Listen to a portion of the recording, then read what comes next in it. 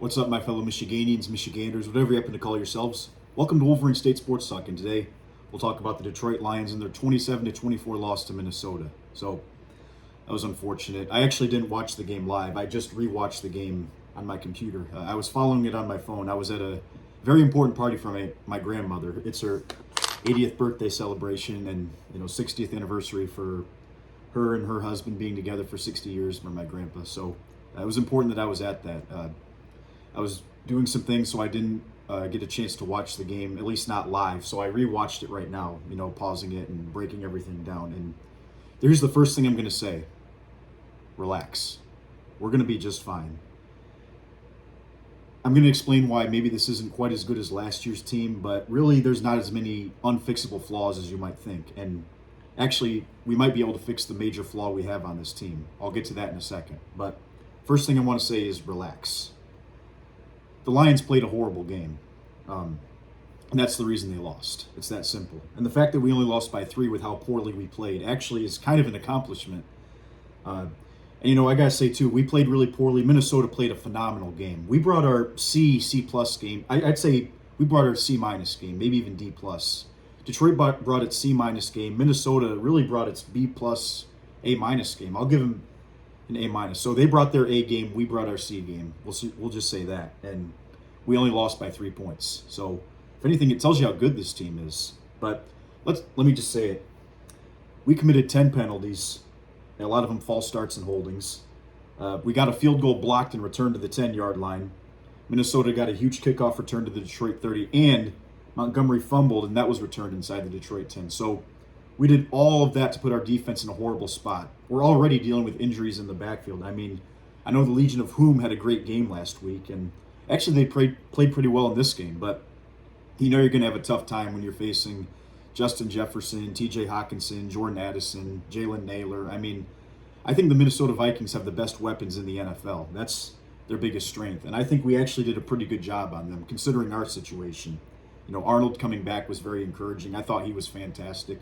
So just take a deep breath.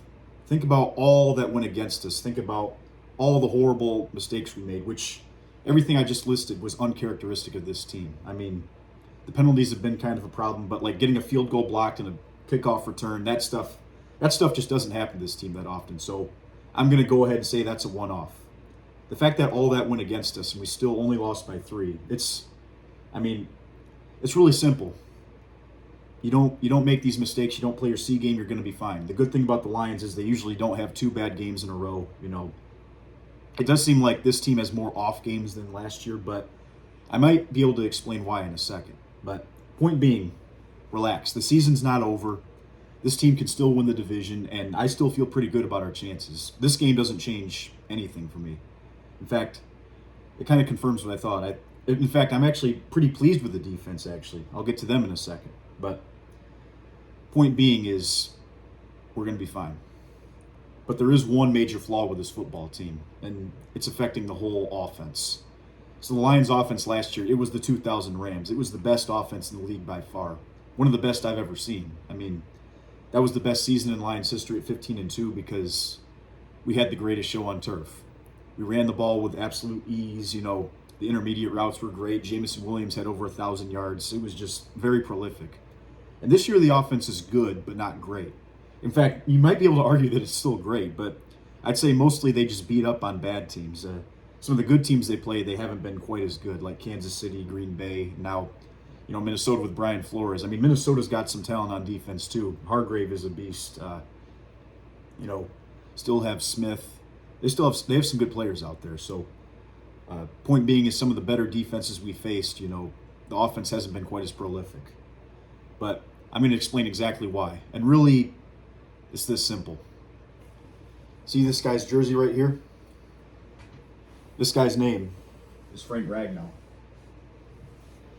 He was the best center in the league by far. And nobody really watches the offensive line, especially on the inside. But I can tell you, having played the position in high school years ago, and just having watched football for years, it's way more important than people give it credit for. Way more important. And it's really just this simple. The loss of Frank Ragnow and Zeitler, it's destroyed this whole offense. watching this game, Glasgow was just not up to par at center. He might be able to play guard a little bit better, but at center, he was getting absolutely obliterated. And the truth is, he's kind of been getting obliterated all season. Christian Mahogany, a 6th-round pick, he just hasn't cut it. I'm just going to be frank with you. Both of them had absolutely horrible football games today. And you know what? They really haven't been very good this season. I mean, what is Mahogany? I mean, what is their ceiling? We know what Glasgow is. Glasgow is going to be what he is. And him being a great center in this league, it's just not going to happen. So that's a huge downgrade from Frank Ragnow. And it affects the whole offense. Like, the big thing about Jared Goff is elite when he's not under pressure. When he has a clean pocket, he might be the best quarterback in football. I mean that sincerely. When he gets pressured, though, that's when he tends to, short arm passes, miss throws, maybe take a sack he shouldn't take. But pretty much all of Goff's bad throws, except for maybe a couple of them, you can pinpoint that the inside of the offensive line got beat. What's frustrating is it's really only those two guys, Glasgow and Mahogany, because Ratledge has been great. I wouldn't say he's been perfect, but as a rookie, he's played about as well as he could. His film looks fantastic. Penei Sewell is Penei Sewell. He's the best tackle in the league. Like, nothing on film indicated that he took a step back. That guy's a warrior. And Decker is good. Decker's not elite anymore, but he's still good. He's good enough to be an important left tackle, because left tackle is one of the toughest positions, and I think he's still pretty good. But those two guys, I noticed, like, Hargrave was destroying both of them. And that's a credit to Hargrave, but at the same time, like, if it were Frank Ragnow and Zeitler out there instead of those two guys, and maybe if you have Ragnow, Glasgow, and Zeitler out there, this is a win. And even though we played a very poor game, this still is a win, because those three guys opened up the run game, unlike Mahogany and Glasgow. They open up the run game, and they allow Goff to step in the pocket and make a throw. There's too many times, too, where Minnesota sent some exotic blitzes, and Mahogany didn't seem to know where it was coming from. There were a lot of problems. Just not enough good push up front. Too many times getting blown back into the quarterback, getting beat inside. It's that simple. It wrecks your whole entire offense. I noticed it last week against Tampa Bay. Even though Gibbs had that 78-yard run and he set a franchise record for total yards, like, it still wasn't a very consistent run game. I really think that's the reason why the offense has taken the step back. I can sit here and say maybe Morton hasn't been perfect as an OC. I think there's been some problems. I like screen passes generally, but I think in this game, once Minnesota started reading them, you probably should have gone away from them. I understand coming into the game with it because Brian Flores loves to send blitzes, and that's the perfect time to call a screen, but it just seemed like every time we called it, Harrison Smith and I think number 43 on Minnesota, forgive me for forgetting his name, but it just seemed like they were all over the place on these screens. Like, they seemed to read it every single time. Credit to them. They did a great job game planning. Like, I got to give credit to Minnesota because JJ made some great throws. He was under pressure a lot.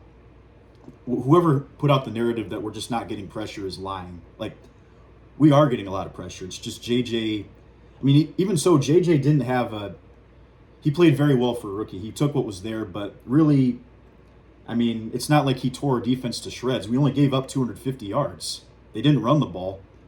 JJ got sacked 5 times. I mean, our defense was not the problem in this game. Our defense played very, very well, I think. The problem is, on offense, we can't sustain drives and Decker said it perfectly after the game. Taylor Decker said, our problem is we're getting in 3rd and 10, 3rd and 15 way too often. Part of that is penalties, but another part of that is you're not running the ball on 1st down like last year. Last year, every time you gave it to Gibbs or Montgomery, it was almost a guaranteed 5 or 6 yards. You'd see the offensive line move the defensive line back because Zeitler and Ragnow were that high level. They were elite. And I want to be elite on the inside again, because if you're elite on the inside, this is the 2000 Rams offense. This is, the 2013 Broncos. This is the best offense in football. But without that component, this is a good offense, not great. And you need your offense to be great when, you're dealing with the defensive injuries that you have, and also when your special teams play like crap. I mean, I'm upset with them, but I can say that it was one bad game. I can say that was a one-off. So here's the summary of everything. So the Lions are not far off from being a contender. In fact, they are a contender. It's just that they're not quite as dominant as last year because of the loss of Ragnow. I felt like before the season we might take a step back, but How big of a step back we would take was, depending on if we came to the season focused, and we have. I wouldn't say that's been an issue. The issue is the inside of the offensive line isn't quite as good. I didn't know if the defense would take a step back. Honestly, I'd say they've been just fine. They've played about as well as you can ask. I mean, Al-Qadim Muhammad has proven why maybe Dan Campbell saying we're good on getting a defensive end was actually a decent move. I mean, he's been good. Hutch has been an animal. Hutch has been Hutch. He had a sack in this game. The linebackers, I didn't think they had their best game, but they still played decent. They played well enough. A couple mistakes like on that Aaron Jones swing route. Someone should have picked him up, but they didn't. A couple other times I felt like they were out of position. But otherwise, I think the defensive line was fantastic. So, point being is at the trade deadline, which comes tomorrow, actually, you got to get somebody on the inside. I know Mahogany's hurt, but here's the thing. I think Glasgow can be good enough at guard. Ratledge has been fantastic. I like him at the other guard. You get a really, really good center. Just get the best center you possibly can. And I think this whole entire offense turns around. Yes, I'm going to say that. One player is the difference between this offense being by far the best in the league and a pretty good offense. One player, that's it. If Jared Goff has time to step up in the pocket, make throws, if those 1 yard gains on first down turn into 4 or 5 yard gains, that's everything. That is everything. So it's really just this simple. If the Detroit Lions are serious about contending this season and winning a Super Bowl, because they still absolutely can, that's the one move they need to make. And the fact that Mahogany's hurt, that's the perfect opportunity. Just get a center, move Glasgow back to guard, which he's better at, and I think everything's different. So take a deep breath. Let's see what happens in the next 24 hours. And if they make this move, I think Detroit can win the whole thing. I'm dead serious. There's no reason to believe we can't.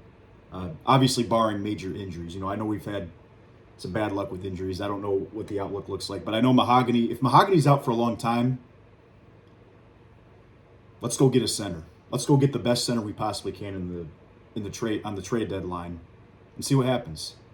Unfortunately, I think that was a blind spot this offseason. It was replacing Ragnow. To be fair, it did kind of blindside them, so I kind of get it. It was unfortunate. No offense, and nothing against Ragnow either. I think he tried to fight the pain. He just couldn't do it. It's all good, man. He's the best center we've ever had, and I love Ragnow. And replacing him is not going to be possible, but you can get a top 10 center in this league. So let's do everything we can to try to get that. And I think this whole season changes around. In fact, we're still a great team. We still are a very good team. We're 5-3. We're probably about where I expected. I said, if you keep this roster as is, it's probably a 9-11 win football team, and that's what this looks like. So, but if you can get that really good center at the deadline, I think we're in great shape. All right, guys, thanks for watching this video. Y'all have a good one. Take care. Bye.